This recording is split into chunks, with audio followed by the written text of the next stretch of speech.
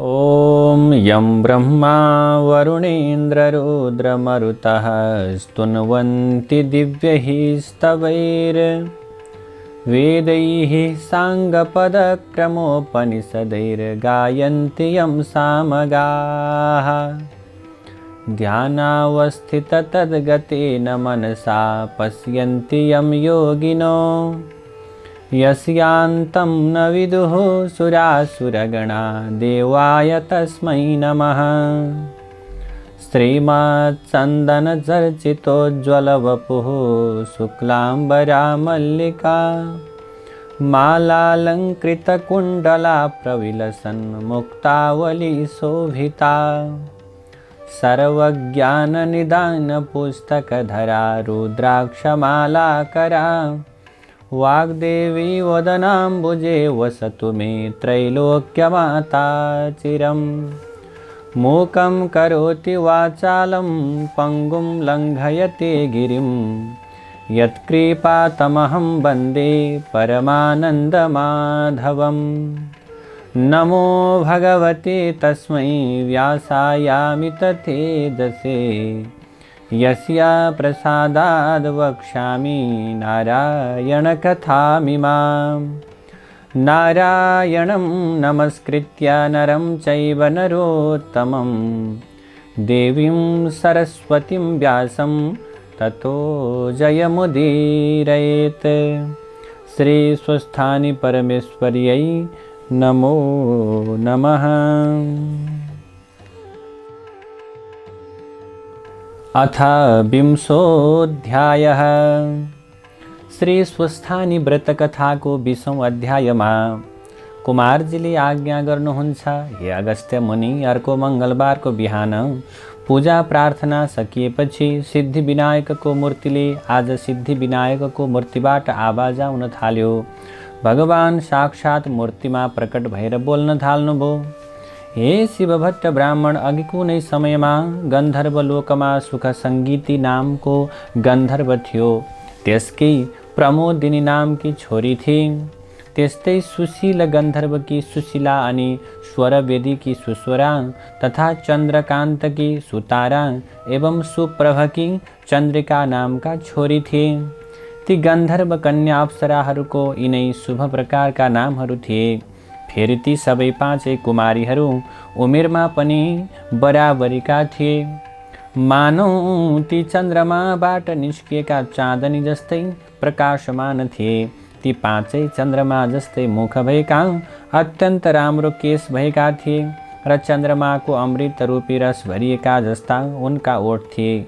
जसरी चन्द्रमाको चाँदनी सेता कमलहरूमा प्रफुल्लता सञ्चार गर्दछन्, त्यस्तै गरी उनको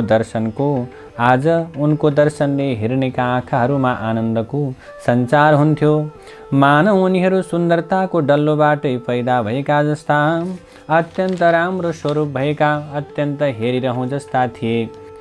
आज तिनीहरू पहेँलो मिसिएको सुन जस्तै गोरा थिए, यसै कारण उनीहरूको चमक पनि सुनको जस्तै थियो। ती सुनकै अलङ्कारले शोभिएका थिए।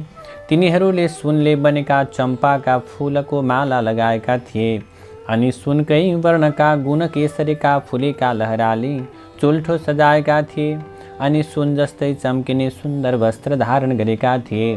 ती सबै सातै स्वसमूहमा हावभावमा नाना प्रकारका मूर्छना यानि सुर विशेषहरूमा अनि ढोलकमा ताल दिने विनोदमा, वाँसुरी मुरली वीणा बजाउनमा, भिन्न भिन्न स्वरमा मादल बजाउनमा, नाना भाँतीका नाचहरू नाच्नमा, विविध प्रकारका चित्र बनाउने लहरमा, त्यस्तै अनेक किसिमका कलाहरूमा उनीहरू निपुण थिए। त्यस्ता प्रकारका ती कन्याहरू कुनै बेला वनक्रीडामा मुग्ध थिए। ती कन्या आफ्ना आफ्ना पिताहरूले पालिएका भएर पनि कुबेरका बगैँचाहरूमा डुलफिर गर्दथे। यस्तैमा एका समयमा उनीहरू घुम्दै घुम्दै ती पाँचै कन्या मिलेर वैशाख महिनामा एउटा वनबाट अर्को वनमा जाँदै पारिजातका फुलहरू टिपेर बटुल्ने गर्न थाले। यसरी फुलहरू टिप्ने बटुल्ने गर्दथे। यस्तैमा कुनै एक दिन ती सुन्दरी कन्याहरू गौरीको आराधना गर्नका लागि आज कुनै स्वच्छ सरोवरमा गए। फेरि तिनीहरूले त्यो तलाउ अर्थात् सरोवरबाट राम्रा राम्रा आज सुनका कोष जस्ता कमलका फुलहरू टिपेर ती राम्रा फुलहरू लिएर वैदुर्य मणि तथा शुद्ध स्फटिक र सफा स्वच्छ मुगा जस्तो जल भएको तलाउमा नुहाएर अर्को वस्त्र पहिरेर अनि चुपचाप त्यहाँको सुन मिलेका बालुवाहरूको भुइँमा सानो ढिस्को उठाएर पार्वतीको मूर्ति बनाउँदा भए।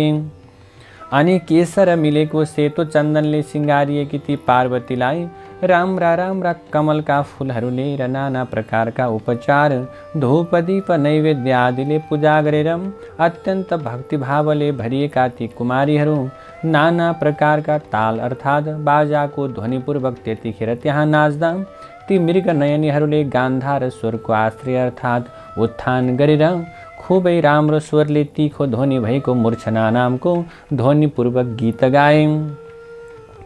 त्यस गीतको वाक्य विन्यास अत्यन्त राम्रो प्रबन्ध भएको सुरिलो स्वरको अत्यन्त उत्तम थियो। हर्षको रस वर्षाउने त्यो सुरिलो स्वर भएको ठाउँमा ती कन्याहरू नाचमा अत्यन्त मस्त रहेका बेलामा तब त्यो अच्छोद नामक उत्तम तीर्थमा स्नान गर्नका लागि वेदनिधि मुनिका छोरा प्रसिद्ध नाम गरेका ती एकजना युवक त्यहाँ आइपुगे। उनको रूपले रूपको सीमालाई नाघेको थियो। उनको मुखमण्डल अत्यन्त सुन्दर थियो। उनका आँखा कमलका फूलको पात जस्ता विस्तृत थिए। उनी युवा अवस्थाका थिए। उनको छाती चौडा थियो। उनका हात लामा लामा अत्यन्त सुन्दर थिए। उनी केही श्याम वर्णका थिए, मानौ उनी दोस्रो कामदेव नै हुन् कि जस्ता थिए। उनी ब्रह्मचारी थिए। उनको शिरमा यामानको टुप्पी अर्थात् ठुलो टुप्पी शोभायमान थियो। हातमा दण्ड लिएका उनी धनुष लिएका कामदेव जस्तै देखिन्थे। उनले मृग चर्मका वस्त्र धारण गरेका थिए, जनै पहिरिएका थिए। सुन जस्तो चम्किने अनि मोटो कन्धनी पनि कम्मरमा धारण गरेका थिए। त्यहाँ त्यस तलाउको तटमा ती बालाहरूले ती ब्रह्मचारी बटुकलाई एकाएक देखेर आश्चर्यले चकित भएका छँदा अत्यन्त रमाए र हाम्रो आँखाको अतिथि समान यो को होला भन्ठानेर टोलाउँदै सोच्न थाले। अनि ती अन्य प्रकारका कन्याहरूले आफ्नो नाचगान छोडेर आज तिनैलाई एकटकले हेर्दा हेर्दै व्याधाले हरिणीहरूलाई बाणले बेधे झैँ तिनीहरू पनि के भए त वासनाले पीडित हुन थाले र उनीहरूले एक आपसमा हेर हेर भन्न थाले। अनि आफ्ना कमलकोष जस्ता ठुला आँखाले बारम्बार ती आज युवकलाई हेर्न थाले अनि मनमनै पूजा गरेर अर्थात् हेरिरहेर त्यसपछि ती कन्याहरूले परस्परमा विचार गर्न लागे। यदि यो पुरुष कामदेव नै भएको भए रतिलाई साथमा नलिकन किन घुम्थे र? यदि अश्विनी कुमार देवता भएका भए निश्चय नै ती दुई भाइ साथैमा रहन्थे। त्यसै कारण कि त यी गन्धर्व हुन् अर्थात् कुनै किन्नर हुन्, अथवा इच्छानुसारको रूपलाई धारेका कुनै सिद्ध हुन्, अथवा यी कुनै ऋषिपुत्र हुन्, अथवा कुनै उत्तम पुरुष नै हुन्, अथवा यो कोही होस् पक्कै पनि ब्रह्माजीले हाम्रै लागि सृष्टि गरेका हुन् भनेर सोच्न थाले। जस्ता प्रकारले भाग्यमानीहरूको लागि पूर्व जन्मका कर्म अनुसारको खजाना प्राप्ति हुन्छ, त्यस्तै प्रकारले हामी कुमारीहरूका लागि कल्याण रूपी जलको तरङ्गको लहरले चित्त पग्लेकी भगवती पार्वतीले यो उत्तम वर हाम्रा निम्ति पठाइदिनु भएको हो कि भनेर विचार गर्न थाले। त्यसै कारण यो वरलाई मैले बरेँ, तैँले बरिस् त मैले पनि बरेँ, तिमीहरूले मात्रै बर्ने, मैले पनि वर्ण गरेँ, म किन छोडौँ, मैले पनि वर्ण गरेँ, तिमीहरूभन्दा म के कम छु र, लौ मैले पनि वर्ण गरेँ भन्दै यस्ता प्रकारले ती पाँचवटीले परस्परमा बोलिरहेको बेलामा त्यहाँ तिनीहरूको त्यस्तो कुरालाई सुनेर ती महर्षि कुमारले आफ्नो मध्याह्नको नित्य क्रिया सकेर अनि ती बटुक प्रसिद्धले पनि तिनको कुरा आफ्नो हृदयमा विचार गरेर लौ यो कुन प्रकारको विघ्न आइलाग्यो भन्ने ठाने। किनकि ब्रह्मा विष्णु महादेव आदि देवताहरू पहिलेका जो सिद्ध मुनिहरू अनि ती योगबल भएका योगीहरू पनि आज खराब प्रकारको अवस्थामा प्राप्ति भएका थिए। त्यसैले धनुषधारी कामदेवले आँखी भुइँ रूप बलियो धनुबाट छाडेका ती प्रकारका कर्मबाट मनरूपी मृगमा हल चलाउने भएको हुनाले नीतिपूर्वकको धैर्यलाई उनले धान्नका निम्ति अर्थात् अत्यन्त आफू संयमित भएर रहे। अब यहाँ यस्तो प्रकारले उनले विचार गर्दै गर्दै गइसके पछाडि आज मलाई यो मोहमा यिनीहरूले पार्दछन् र पक्कै पनि मेरो आज यो प्रकारको कर्ममा बाधा आउँछ। त्यसैले हुनाले यो प्रकारले अब कुन उपायले मेरो यो आश्रम धर्मको रक्षा हुन सक्छ भन्ने उनले विचार गर्न थाले। आज मांस रगत मलमूत्रले बनेको या अत्यन्त अपवित्र शरीरलाई आज खराब प्रकारको कर्ममा कहिल्यै पनि विचार गर्नु पर्दैन, खराब प्रकारको कर्ममा कहिल्यै पनि प्रयोग गर्नु हुँदैन भन्ने उनले विचार गरे। निर्मल बुद्धि भएका व्यक्तिहरूले सत्सङ्ग पनि राम्रो प्रकारले नै गर्नुपर्दछ, कुसङ्गत गर्नु हुँदैन। त्यसकारण जबसम्म यी मेरा समीपमा आइपुग्दैनन् तबसम्म म घर गइहाल्छु भन्ने विचार गरेर आफ्नो मनमा त्यस्ता कुराहरू विचार गर्दै त्यतिखेरै उनी त्यहाँबाट हिँड्न लागे। त ती कन्याहरू पनि ती प्रसिद्ध ब्रह्मचारीको नजिकमा गएर आफ्ना आफ्ना हातले बन्धन गरेर विनयपूर्वक भन्दछन्, हे सुन्दर, हामीहरूद्वारा निश्चय नै हजुर वर्ण हुनुभयो, यसकारण यो विषयमा हजुरको विपरीत विचार नहोस्। ती कन्याहरूले यस्तो प्रकारले विनय गरिएका तथा तिनका आज बाहुपासमा घेरिएका ती प्रसिद्ध ब्राह्मणले मुस्कुराउँदै भन्दछन्, तिमीहरू शुभ अनुकूल र प्रिय वचन भनिरहेका छौ, तर गुरुकुलमा ब्रह्मचर्याश्रममा रहेको अनि वेदको अभ्यासमा तल्लीन भएको मेरो नियम अझै पनि समाप्त भएको छैन। जुन आश्रममा जो धर्म छ त्यसलाई पण्डितहरूले रक्षा गर्नु पर्दछ। यसै कारण हे कन्या हो, अहिले यो विवाह गर्नु मेरो धर्म होइन भन्ने मैले ठान्दछु। ती ब्रह्मचारी बटुक प्रसिद्धको यस्तो कुरा सुने पछाडि ती कन्याहरूले वैशाखमा अत्यन्त मिठो गलाले मिठो ध्वनि बोल्ने कोइलीहरूले बोले झैँ आज अत्यन्त सुन्दर बोलीमा भन्दछन्, धर्मले धन, धनले गृहस्थाश्रम, गृहस्थाश्रमले धर्मका फलको उदय हुन्छ भनेर शास्त्रहरूले पनि निश्चय गरेका छन्। धर्मको अधिकताको यही गृहस्थाश्रम जमाउने काम हजुरका सम्मुखमा उपस्थित भएको छ। यसै कारणले विविध प्रकारका भोगहरूले आज भोग गर्नु पर्दछ। त्यसैले हजुरले अब गृहस्थ आश्रमलाई प्रारम्भ गर्नु पर्दछ। तिनीहरूको त्यस्तो प्रकारको वचनलाई सुनेर ती प्रसिद्ध ब्रह्मचारीले गम्भीर वाणीले भन्दछन्, तिमीहरूको कुरा साँचो हो, तर पनि म गुरुकुलको आफ्नो नियमलाई समाप्त गरेर गुरुको आज्ञा पाएर मात्रै अनि सबै विवाह आदि कर्म गर्नेछु। त्यसबीचमै आफै बाठो भएर मैले विवाह गर्दिन गुरुको आज्ञा नपाएसम्म। उनले यति भनिसकेपछि फेरि ती कन्याहरूले, हे सुन्दर, तपाईँ त आज मूर्ख हुनुहुँदो रहेछ। त्यसैले दिव्य औषधिहरू, दिव्य रसायन, खानीको सिद्धि, उत्तम कलाहरू, त्यस्तै गरेर गृहस्थ आश्रम मन्त्र तथा धर्मबाट प्राप्त भएको धर्मको रस पनि जब यी स्वयं प्राप्त हुन्छन् त्यो बेलामा बुद्धिमान व्यक्तिहरूले ती प्रकारका कुराहरूलाई छोड्नु हुँदैन। संयोगले नै यदि कार्यको सिद्धि प्राप्त भयो भने नीति जान्ने व्यक्तिले त्यसमा उपेक्षा गर्नु हुँदैन, किनकि उपेक्षा गर्नाले फेरि फलको लाभ हुँदैन। त्यसै कारणले हजुरले यो आलस्यलाई अर्थात् यो प्रकारको आलस्यलाई, अल्छीपनलाई छाडेर हजुरले अत्यन्त सुन्दर प्रकारले के गर्नुपर्दछ, गृहस्थ आश्रममा प्रवेश गर्नुपर्दछ। विचार गर्नुहोस् त हजुरले अब गृहस्थ आश्रम कसरी अगाडि बढ्न सक्दछ, गृहस्थ आश्रम कति सुन्दर छ। त्यसैले हजुरले यो कुरालाई विचार गर्नुपर्दछ भनेर ती कन्याहरूले आज ती ब्राह्मणलाई बारम्बार अनुरोध गर्दछन्। तब तिनीहरूको त्यस्तो प्रकारको कुरालाई सुनेका धर्म जान्नेहरूमा अत्यन्त श्रेष्ठ भएका ती प्रसिद्ध ब्राह्मणले भन्दछन्, हे मृगनयनी हो, धर्म नै धन भएका मनुष्यहरूले धर्मलाई कसरी त्याग गर्ने। धर्म, अर्थ, काम, मोक्ष यी चारैलाई यथोक्त विधिले सेवन गरे मात्रै यी सफल हुन्छन्, होइन भने यी सबै प्रकारका कुराहरू निष्फल हुन्छन्। यतिखेर म व्रती छु, मेरो व्रत चलिरहेको छ, यसकारण व्रत पुरा नगरिकन बिना समयमा स्त्रीको पाणी ग्रहण अर्थात् स्त्री ग्रहण मैले गर्दिनँ। किनकि जो मनुष्य क्रियाको समय जान्दैन, कुन कर्म कुन समयमा गर्नुपर्छ भन्ने कुरा जान्दैन, उसले क्रियाको फल पनि प्राप्त गर्न सक्दैन। त्यसकारण यो समयमा मेरो मन धर्मको विचारमा लागेको छ। तसर्थ हे कन्या हो, सुन, यतिखेर म स्वयंवर गर्न चाहन्न, किनकि यो विश्वमा कति मनुष्यहरू द्रव्य धनी, कति विद्या धनी, कति सिद्धि धनी, कति योग धनी, कति कीर्ति धनी हुन्छन् त, कति संयम धनी, कति धर्म धनी हुन्छन्। तीमध्ये म धर्मधनी हुँ। आफ्नो धर्मलाई छाडेर आफ्नै मनले गुरुजनको आज्ञा नपाइकन म कसैको पनि पानी ग्रहण गर्दिन। यस्ता प्रकारको ती प्रसिद्ध बटुकाको आशय जानेर उनको हातबाट आफ्नो हात छुटाएर अनि उनीहरूले आफ्ना परस्परमा हेराहेर गर्न थाले ती कन्याहरू। तब ती प्रमोदिनीले ती बटुकको गोडो पक्रे। त्यस्तै गरेर उनलाई के गर्न थाले भने तपाईँले जसरी पनि गृहस्थ धर्ममा प्रवेश गर्नु पर्दछ भनेर अत्यन्त विविध प्रकारले सम्झाउन थाले।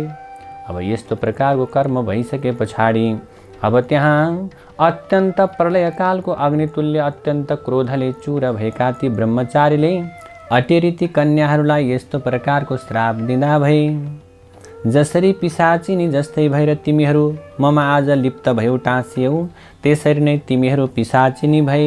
यस्ता प्रकारले प्रसिद्ध ब्रह्मचारीले श्रापिएका ती कन्याहरू तुरुन्तै उनलाई त्यागेर ती ब्रह्मचारीका समक्षमा खडा भएर भन्दछन्, हे पापी, हामी निरपराधिनी जनमा तिमीले यो के गर्यौ?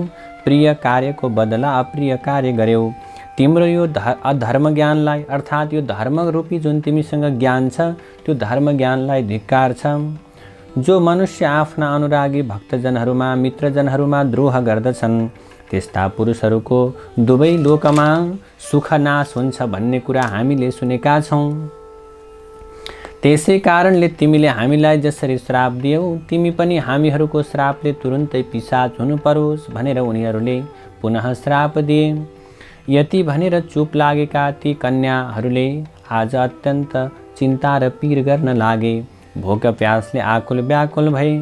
हे शिव भट्ट ब्राह्मण, तब परस्परमा श्राप गरेर अर्थात् श्रापाश्राप गरेर त्यसै तलाउका तीरमा ती कन्याहरू र त्यो प्रसिद्ध ब्रह्मचारी पनि सबै 6 जना पिशाच भएर रहँदा भए। तब उस पिशाचका साथमा ती पिशाचिनीहरू पनि पहिले गरेका पाप कर्मको त्यो भयङ्कर फललाई रुँदै कराउँदै बिताउन लागे। हे शिव भट्ट, पूर्व जन्ममा आर्जित गरिएको शुभ अथवा अशुभ कर्मको फल समय आएपछि अवश्य पनि भोग्नै पर्छ। त्यसलाई देवताहरूले पनि आफ्नो छायालाई झैँ निवारण गर्न अर्थात् हटाउन सक्दैनन्। त्यसपछि ती कन्याहरूका र उस ब्रह्मचारीका आमा बाबु रुँदै तडपदै हिँड्दथे। प्रारब्धको भोग अमिट अर्थात् नमेटिने हुने हुनाले ती बालाहरूलाई र उस ब्रह्मचारीलाई पनि चैन थिएन, सुख थिएन, आनन्द थिएन। आज पिशाच भएर डुल्नु परेको छ। पिशाच भइसके पछाडि ती पिशाचहरू आहारका लागि अत्यन्त दुखी भए अनि त्यसै तलाउको किनारमा यताउति भड्कँदै बस्न थाले, अत्यन्त भड्किन थाले। यस्तै प्रकारले धेरै समय बितिसके पछाडि मुनिहरूमा अत्यन्त श्रेष्ठ लोमसजी पुष महिनाको शुक्ल चतुर्दशीको दिनमा अक्षोद तालमा स्नान गर्नका निम्ति त्यहाँ आए।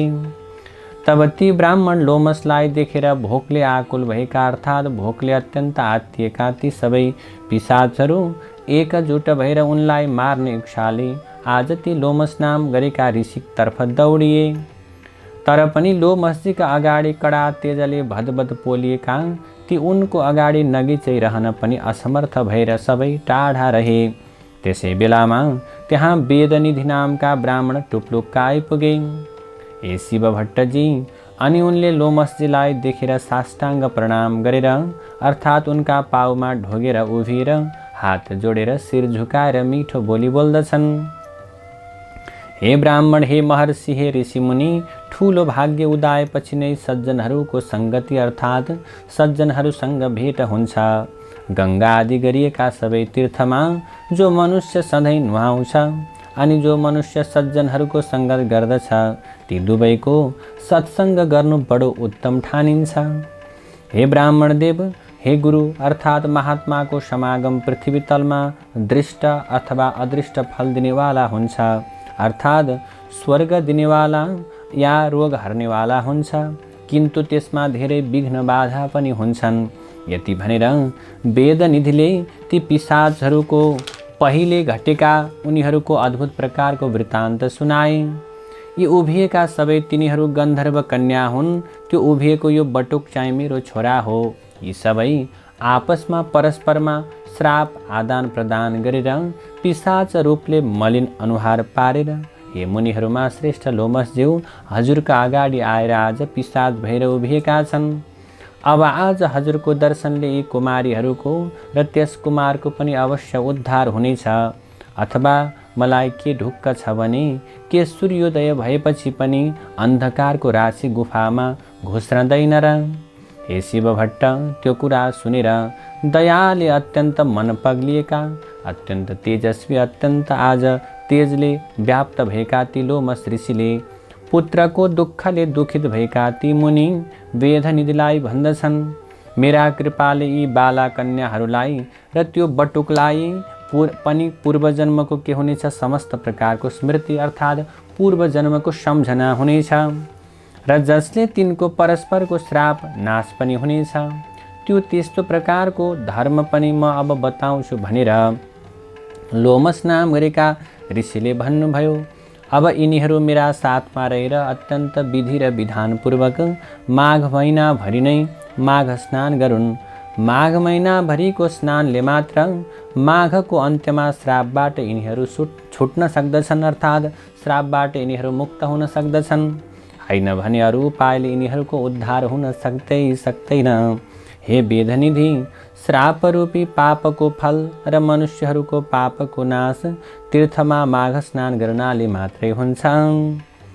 मेरो यस्तो निश्चित बुद्धि अर्थात् निश्चय छ। 7 जन्मदेखिको पाप र वर्तमान जन्ममा गरिएको महापाप पनि विशेष गरेर पुण्य तीर्थमा गरिएको माघ स्नानले सारा डढ्छ अर्थात् नाश भएर जान्छ। मुनीश्वरहरू जुन पापको कुनै प्रायश्चित्त देख्दैनन्, त्यो पाप पनि पुण्य तीर्थमा माघ स्नान गर्नाले नाश हुन्छ भन्दछन्।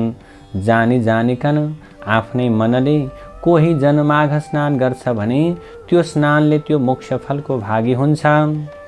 हिमालयको पर्वतीय प्रान्तमा रहेको तीर्थमा अर्थात् देवघाटको त्रिवेणीमा गरिएको माघ स्नान साराका सारा पापलाई नाश गर्ने हुन्छ। त्यसै कारण अब यी कन्याहरू र तिम्रो त्यो छोरा तथा तिमी पनि सबै सद्गति चाहनेहरू मेरा साथमा देवघाटको त्रिवेणीमा हिँड। त्यहाँ देवताहरूलाई पनि अर्थात् देवताहरूलाई पनि दुर्लभ हुने माघ स्नान माघभरि सबै एकै साथमा गरौँ। त्यही नै पापबाट उत्पन्न भएको यो पिशाचत्वबाट यिनीहरू तुरुन्तै छुटकारा पाउनेछन्। यति भनेर भोलिपल्टै ती सबै अत्यन्त खुसी हुँदै लोमस नाम गरेका ऋषिका साथमा ऋषिका कृपा शक्तिले आकाश मार्गद्वारा देवघाटका लागि अक्षोदबाट प्रस्थान गरे र उसै दिन केही बाँकी छँदै वहाँ पुगेर तीर्थयात्रीहरूलाई बनाइदिइराखेको छाप्रोमा उनीहरूले डेरा जमाए, छाप्रोमा निवास गर्न थाले। लौ अब पिशाचत्वबाट मुक्ति चाहने यी कन्याहरू र तिम्रो यो छोरो पनि अनि तिमी पनि सबैले मेरो भनाइ अनुसार यस त्रिवेणीमा मेरा साथमा सधैँ मकर राशिमा सूर्य रहन्जेल नुहाउनु स्नान गर। यो त्रिवेणीका जलका प्रभावले पहिलेका सारा पापहरू नष्ट हुन्छन् भनेर तिनीहरूलाई माघ महिनाभरि त्रिवेणीमा नुहाउन लगाउनु भयो ऋषिले। त माघको अन्त्यमा ती सबै पिशाचत्वबाट छुटेर पहिलेकै वास्तविक रूपमा अर्थात् पहिले जस्ता थिए उस्तै रूपमा उस्तै भेषमा तिनीहरू प्राप्त भए। तब वेदनिधिले आफ्नो छोरोलाई र ती दिव्य रूप भएका कन्याहरूलाई देखेर भित्रैदेखि अत्यन्त प्रसन्न चित्त भएका छँदा श्रद्धा र भक्तिपूर्वक लोमस नाम गरेका ऋषिको प्रार्थना गरी आज लोमस नाम गरेका ऋषिलाई स्तुति बिन्ती गर्दछन् र भन्दछन्, हे ऋषिवर, हजुरको कृपाले मात्रै पापरूपी समुद्रबाट यिनीहरूले पार पाए। हे ऋषिहरूमा श्रेष्ठ प्रभु, अब यी बाल बालिकाहरूलाई के गर्ने? यसबारे उचित प्रकारको कुरा हजुरद्वारा आज्ञा होस्। तब लोमस नाम गरेका ऋषिले भन्नुभयो, यो कुमार वेद पढिसकेको र आश्रमको नियम पनि पुरा गरिसकेको अत्यन्त बाठो छ। तसर्थ अब यो जुन युवक छ यसले आफूमा प्रेम गर्ने यी 5 ओटीको करकमल पक्रोस् अर्थात् पानी ग्रहण गरोस्। त्यसपछि लोमस ऋषिका आज्ञाले र अनि आफ्ना बाबुको वचनले विवाहका लागि चाहिने आवश्यक शुभ वस्तुहरूले र त्यहाँका रैथाने ऋषिहरूद्वारा पढिएका वेद मन्त्रका ध्वनिहरूले मङ्गलाचार गरिएको त्यो धर्मात्मा ब्रह्मचारीले विवाहको विधिले तुरुन्त त्यही धर्मपूर्वक ती पाँचैवटी कन्याहरूको हात पक्रियो, अर्थात् तिनीहरूसँग विवाह गर्यो। तब आफ्नो आफ्नो मनोरथ पुरा भएका ती सबै कन्याहरू आनन्दले आज खुसीका साथमा निवास गर्दा भए। त्यो कुमार पनि अत्यन्त प्रसन्न भयो। त्यसपछि ती वरवधूलाई गृहस्थ धर्मको शिक्षा र परस्परमा श्रापको कारणले मात्रै प्राप्त भएको यो संयोगको फल र मेरा आशीर्वादले प्राप्त भएको सारा ऐश्वर्य प्राप्त गर, अनि यस्तै रूप रङ्ग उमेरमै रहेर यस्तै रहिरहेको यस पतिका साथमा आउने प्रलयकालसम्म रहिरहो भन्ने आशीर्वाद दिएर हिँड्न लाग्दा ती वरवधूहरूद्वारा र वेद निधिले श्रद्धा र भक्तिपूर्वक नमस्कार प्रणाम ढोग गरिएका ती लोमस ऋषि पनि देवताहरूले निवास गरिएको मेरु पर्वतको आफ्नो आश्रमतर्फ जाँदा भए। अनि वेदनिधि पनि पाँचवटी बुहारी र छोरोलाई अगाडि लगाएर अत्यन्त हर्षित हुँदै अब कुबेरको नगरी अलकापुरीमा पुगे, अर्थात् कुबेरको नगरी अलकापुरीमा गए। विवाह भएको 7 वर्षसम्म पनि ती परिहरूमा सन्तान नभएकाले तब फेरि अक्षोदमा मकर स्नान गर्न आएका लोमस ऋषि भएको ठाउँमा ती पाँचैवटा कन्याहरू पतिसहित गएर आज ऋषिलाई ढोग गरेर आफ्ना दुःखका विषयमा बिन्ती चढाए। तब लोमस ऋषिले उनीहरूलाई भन्नुभयो, सन्तानका लागि अब तिमीहरू सबैले पतिका साथमा यसै अक्षोदमा लगालग 3वटा माघमा मकर स्नान विधिपूर्वक गर्नुपर्छ, अनि मात्रै तिमीहरूलाई सन्तानको प्राप्ति हुनेछ भनेर लोमस नाम गरेका ऋषिले भन्नुभयो। लोमस ऋषिका आज्ञा अनुसार आज लोमसले बताए बमोजिम उनीहरूले 3वटा मकर स्नान गरेपछि तिनले आज सन्तानको प्राप्ति गरे। तसर्थ हे शिवभट्ट ब्राह्मण, तिमी पनि यो देवघाटको त्रिवेणीमा विधि र नियमपूर्वक पत्नीसहित भएर लगालग 3वटा माघ महिना भरिभरि मकर स्नान गर, अनि म तिमीलाई आकाशमा सूर्य चन्द्र रहन्जेल नाउँ चलिरहने सन्तान दिनेछु। यति भनेर सिद्धिविनायक भगवान चुप लाग्नुभयो। हे अगस्त्य मुनि, तब सिद्धिविनायकले बताए बमोजिम शिवभट्टले विधि विधान सहित मकर राशिमा सूर्य सरेको दिन माघे सङ्क्रान्तिदेखि माघ मसान्तरसम्म नियममा रहेर 3वटा माघ स्नान पुरा गरे। देवघाटमा माघ स्नान गर्दा प्रत्येक माघका 30 दिनसम्म नै दिनहुँ कुनै न कुनै वस्तु पनि दान गर्दथे। माघको पहिलो दिन माघे सङ्क्रान्तिमा बिहानै त्रिवेणीमा नुहाई धुवाई सकेर घरमा आएर तिलका झिक्राले जिउ सेकाएर अर्थात् आगो तापेर ब्राह्मण दम्पति बोलाएर तिनलाई तिलका लड्डु, भुटेको तिलमा सक्खर घिउ राखेर मुछेर अत्यन्त राम्रो बनाइएको तिल, भुङ्ग्रोमा पोलेको अर्थात् आगोमाथिको पानीमा उसिनेको तरुलका टुक्रा, त्यस्तै सखरखण्ड, सुथुनी, आलु पिँडालु एवं बुहोतोमा भरी घिउ अनि सक्खरका डल्ला, अनि ती दम्पतिलाई नै खिचडी खान प्रशस्त पुग्ने गरेर अत्यन्त एकमाना अर्थात् बेसी नै मसिना नयाँ चामल, त्यति नै दलेको मासको खोस्टे दाल, त्यस खिचडीमा राख्नका निम्ति चामलको आधा नापको घिउ, अनि अरू तरकारी अचारका लागि चाहिने सरसामानले टन्न भएको सिधा र लगाउनका निम्ति तयारी उनी अर्थात् कुनै लुगा अथवा ओढ्ने सुतीको धोती उपरना आदि पनि उनले दान दिने गर्दथे।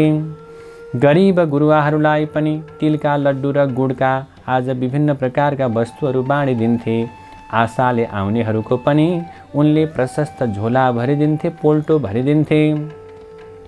अनि अरू प्रत्येक दिन चाहिँ दाउरा, कम्बल, वस्त्र, जुत्ता, घिउ, तेल, डसना, तकिया, दोलाई, पाखी, अन्न, सुन, कमण्डलु, अखण्ड दीप तथा अनि अत्यन्त दरिद्रहरूलाई भोजन गर्न नपाएकालाई भोजन, अनि लुगा लगाउन नपाएकालाई लुगा, त्यस्तै गरेर जाडोले काँपेकाहरूलाई भरभराउँदा मक्कल, तातो दुध हलुवा पुरी तयारी गरेर खिचडी जुलेबी एवं जाडोले आज अत्यन्त थरथर काँपिरहेका व्यक्तिहरूलाई कम्बल र खानका निम्ति अत्यन्त सुन्दर वस्तुहरू अनि अन्य प्रकारका गुप्तदानहरू, गुन्द्री, त्यस्तै गरेर टोपी, तयारी लगाउने लुगाहरूमध्ये कुनै न कुनै एउटा चिज ब्राह्मणहरूलाई, दुखी गरिबहरूलाई दान दिने र गरिबहरूलाई बाँडिदिने गर्दथे।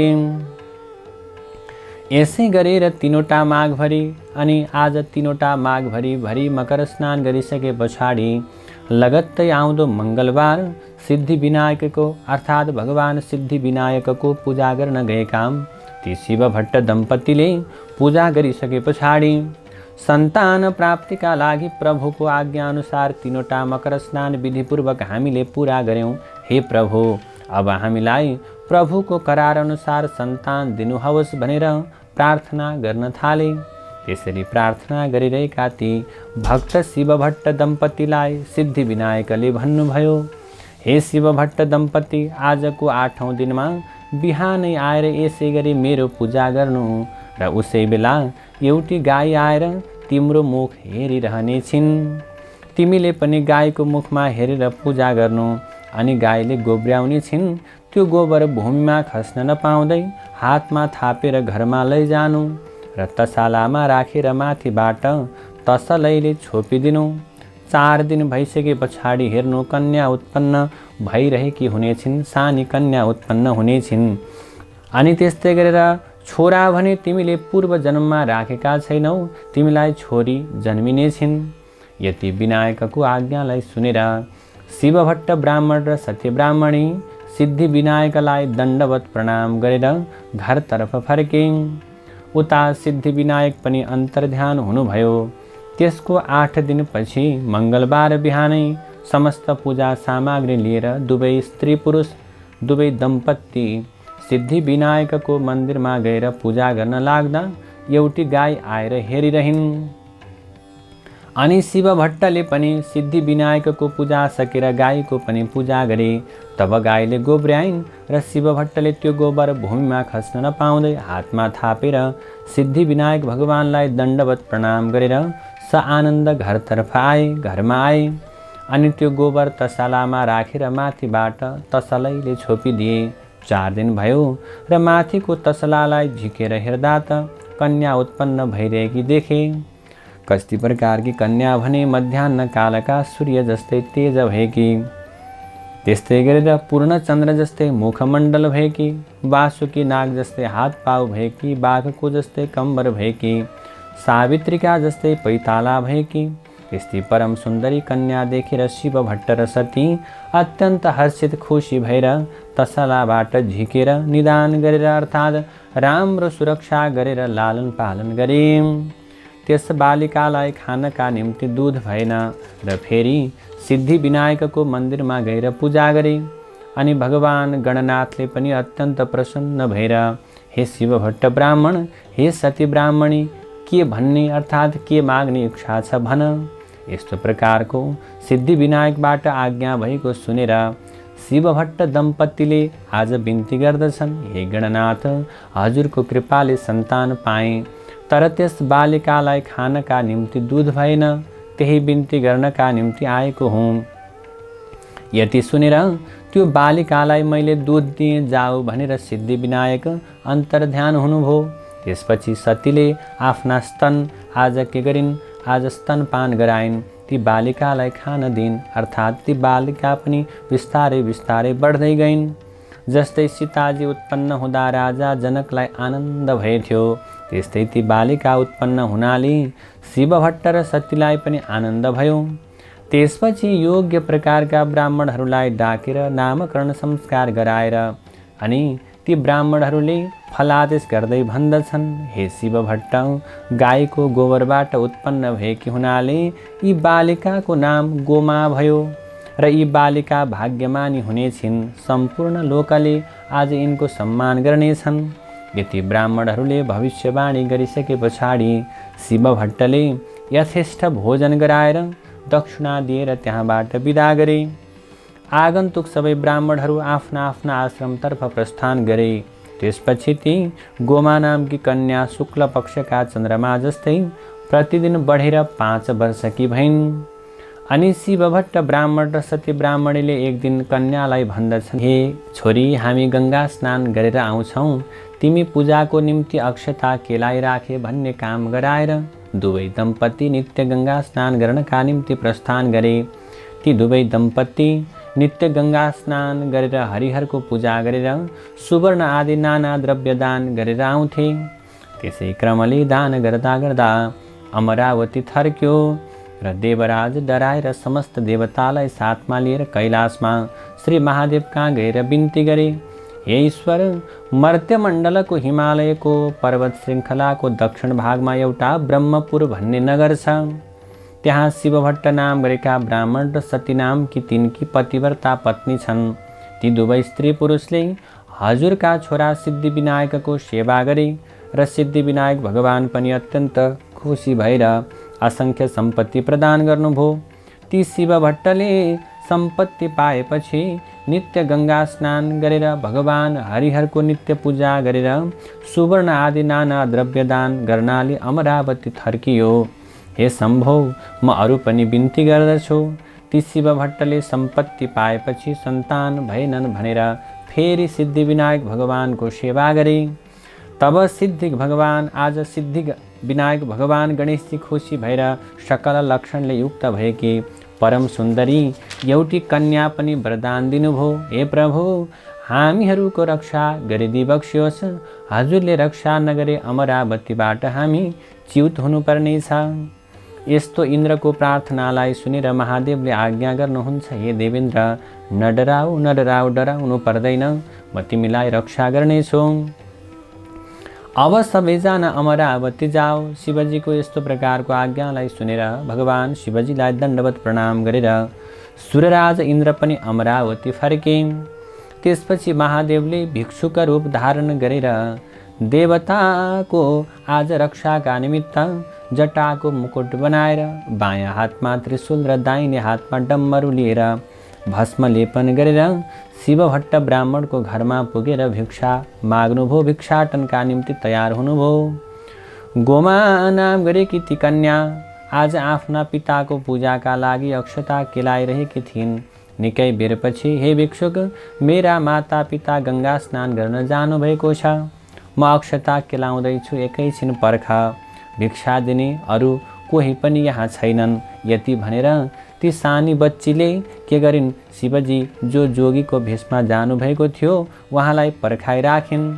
अनि अक्षता केलाइसकेर भिक्षा लिएर भिक्षुक रूप श्री महादेवका छेउमा आएर भन्दछिन्, हे भिक्षुक, मेरा माता पिता घरमा हुनुहुन्न, म अक्षता केलाउँदै थिएँ, त्यसै कारण विलम्ब अर्थात् ढिलो भयो। दुःख नमान, भिक्षा ल्याऊ भनेर ती कन्याले भनिन्। अनि गोमाको यस्तो वचनलाई सुनेर भिक्षुक रूप महादेव भन्नुहुन्छ, हे ब्राह्मणी, यतिका बेरमा पर्खाएर बल्ल अब भिक्षा दिन आइस, म त्यो भिक्षा लिन्न। दिने भए तेरा बाबाको पूजा गर्न केलाइराखेको अक्षता दे। यति भिक्षुक रूप महादेवको वचनलाई सुनेर गोमाले लिने भए भिक्षा ल्याऊ, नलिने भए अक्षता त मैले दिन्न भनेर भनिन्। गोमाको त्यस्तो वचनलाई सुनेर अत्यन्त रिसाएका महादेवले, हे पापिनी ब्राह्मणी, तैँले अहङ्कार गरेर मलाई भिक्षा दिइनस्, अतः तँलाई श्राप दिन्छु। त 7 वर्षकी हुँदा 70 वर्षको वृद्ध अर्थात् बुढो व्यक्तिसँग तेरो विवाह होस्। फेरि तेरा माता पिताले महाकष्ट सहेर सिद्धिविनायकको सेवा गरेर पाएको सबै सम्पत्ति पनि नाश होस्। फेरि तँलाई पनि अनेक प्रकारका अनेक थरीका दुःखहरू आइपरुन्। फेरि तेरा माता पिता पनि चाँडै नै के हुन्, मरिजाउन्। यति 4 थोक तँलाई श्राप दिएँ। यस्तो प्रकारको वचन बोलेर यति भनेर त्यो भिक्षा पनि नलिकन त्यहाँबाट अन्तर्ध्यान भएर कैलाशतर्फ पुग्दा भए। जय जय श्री स्कन्द पुराणे केदारखण्डे माघ महात्म्ये कुमार अगस्त्य संवादे श्री स्वस्थानी परमेश्वर्या व्रतकथायां गोमोत्पत्तिर्नाम 20ोऽध्यायः। नारायण हरि हरि। भक्तवृन्द, कथाको समापनसँगै आउनुहोस् पुनः पुष्पाञ्जलि गरौँ। हरि ओम उपनयतु मङ्गलं वः सकल जगन मङ्गलालयः श्रीमान् दिनकर किरण निबोधिता नवनलिनदलनिवेक्षणः कृष्णः। काले वर्षतु पर्जन्यः पृथिवी सस्यशालिनी। देशोऽयं क्षोभरहितो ब्राह्मणाः सन्तु निर्भयाः। अपुत्राः पुत्रिणः सन्तु पुत्रिणः सन्तु पौत्रिणः। निर्धनाः सधनाः सन्तु जीवन्तु शरदां शतं। तत्रैव गङ्गा यमुना च तत्र गोदावरी सिन्धु सरस्वती च। तीर्थानि सर्वाणि वसन्ति तत्र यत्र च्युतोदारकथा प्रसङ्गः। या कुन्देन्दुतुषारहारधवला या शुभ्रवस्त्रावृता या वीणावरदण्डमण्डितकरा या श्वेतपद्मासना या ब्रह्माच्युतशङ्करप्रभृतिभिर्देवैः सदा वन्दिता। सा मां पातु सरस्वती भगवती निःशेषजाड्यापः। कायेन वाचा मनसेन्द्रियैर्वा बुद्ध्यात्मना वा प्रकृतिस्वभावात् करोमि यद्यत् सकलं परस्मै नारायणायेति समर्पयेतत्। नारायणायेति समर्पयेतत्। श्रीस्वस्थानि दिव्यार्पणमस्तु।